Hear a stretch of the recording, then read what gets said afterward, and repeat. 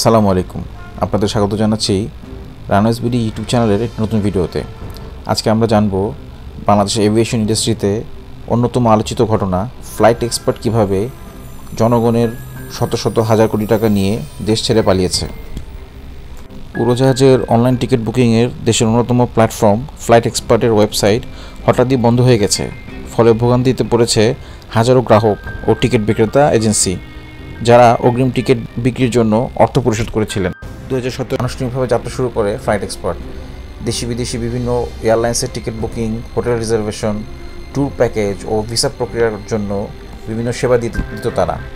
বিশেষ করে কম খরচে সহজে টিকিট বুকিংয়ের সুবিধার কারণে প্ল্যাটফর্মটি খুব দ্রুত জনপ্রিয় হয়ে ওঠে। এক্সপার্টের অভ্যন্তরীণ একটি ফেসবুক গ্রুপে ব্যবস্থাপনা পরিচালক সালমান বিন রশিদের একটি বার্তা দিয়েছেন।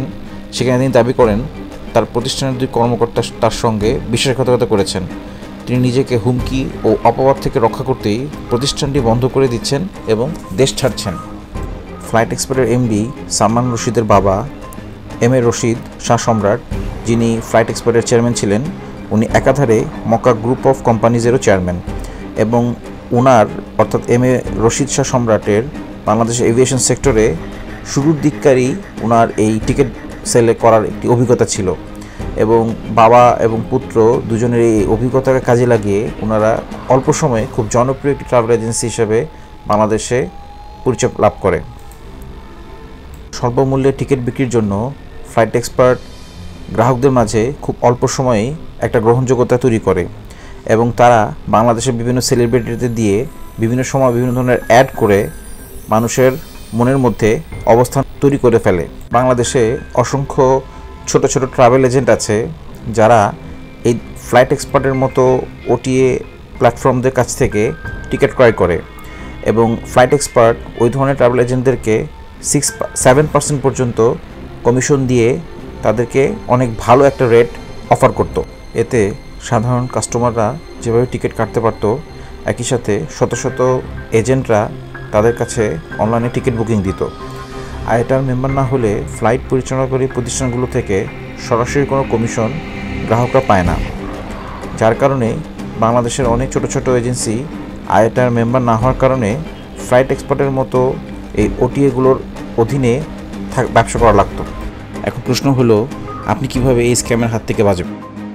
বাংলাদেশে হজ মৌসুমে হাজিদের টাকা মেরে দেওয়ার ঘটনা নতুন নয়।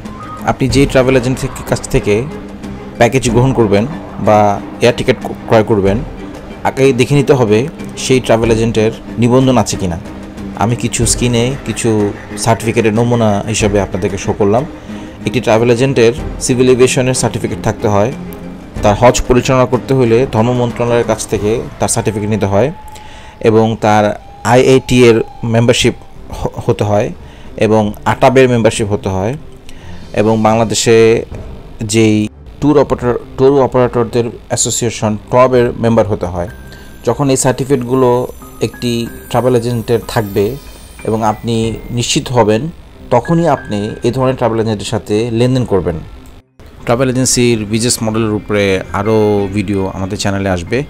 আজকে এই পর্যন্ত। সবাই ভালো থাকবেন, চ্যানেলটি সাবস্ক্রাইব করবেন। আল্লাহ হাফেজ।